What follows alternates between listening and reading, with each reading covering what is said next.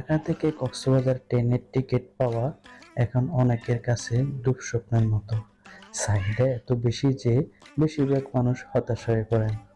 কিন্তু চিন্তা নেই, আজকে ভিডিওতে আমি শেয়ার করব এমন কিছু সহজ ও কার্যকরী স্টেপ যেখানে ফলো করলে আপনি সহজে সর্বোচ্চ 4 জনের টিকিট কাটতে পারবেন। চলুন শুরু করা যাক। বাংলাদেশ রেলওয়ে ওয়েবসাইট বা রেল সেবা অ্যাপে একটি অ্যাকাউন্ট খুলে নিন। যারা অ্যাকাউন্ট খোলা নিয়ে জটিলতা ভাবতেছেন, তারা অ্যাকাউন্ট কিভাবে করে এ নিয়ে অনেক ভিডিও আছে ইউটিউবে, আপনারা দেখে আসতে পারেন। অ্যাকাউন্ট করার জন্য আপনার এনআইডি এবং মোবাইল নাম্বার দিয়ে সহজে এটি করা যায়। আগে থেকে কয়েকবার সাইট এবং অ্যাপটি ব্যবহার করার অভিজ্ঞতা নিন। পেমেন্টের জন্য বিকাশটাই আমি পরামর্শ দিব, যেহেতু বিকাশে খুব তাড়াতাড়ি আপনি পেমেন্টটি করতে পারবেন। আরও কয়েকটি পেমেন্ট মেথড রয়েছে বিকাশ ছাড়াও, সেগুলো আপনারা চাইলে ব্যবহার করতে পারেন। ট্রেনের টিকিট 10 দিন আগে অনলাইনে আসে, রাতে 12টা বাজে আপলোড হয়, কিন্তু পরের দিন সকাল 8টা বাজে এই টিকিটটি একযোগে ওপেন হয়। 2 থেকে 3 মিনিটের মধ্যেই আপনার সমস্ত টিকিট শেষ হয়ে যায়। তাই আপনাকে 2 থেকে 3 মিনিটের মধ্যেই সবকিছু করতে হবে। 2-3টা টেকনিক্যাল ইস্যু অবলম্বন করলে আপনি এই সমস্ত ঝামেলা এড়িয়ে আপনার সহজেই আপনার কাঙ্ক্ষিত টিকিটটি কাটতে পারবেন।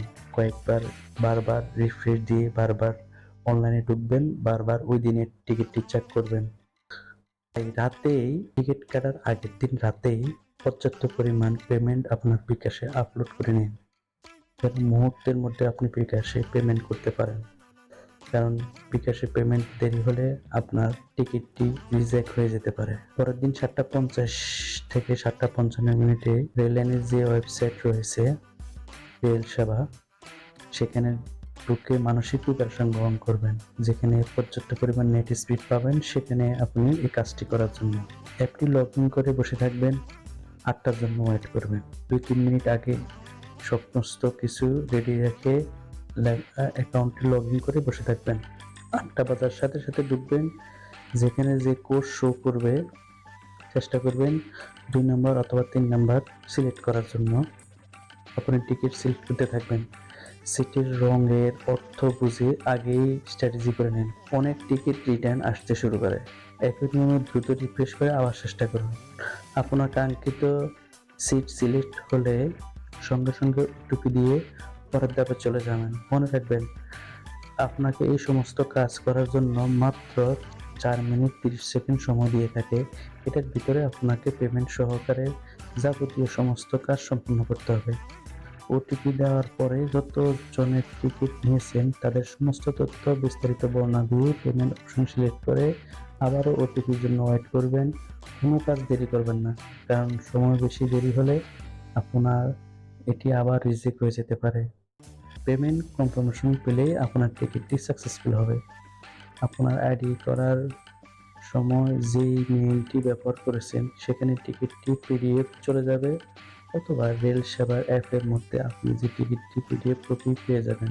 যেই নিয়ম প্রসেসটি এখন আপনাদের সাথে শেয়ার করছি, একই নিয়ম প্রসেস করে আসার টিকিটটা সেম সিস্টেমে আপনি অনায়াসে টিকিটটি ক্রয় করতে পারেন।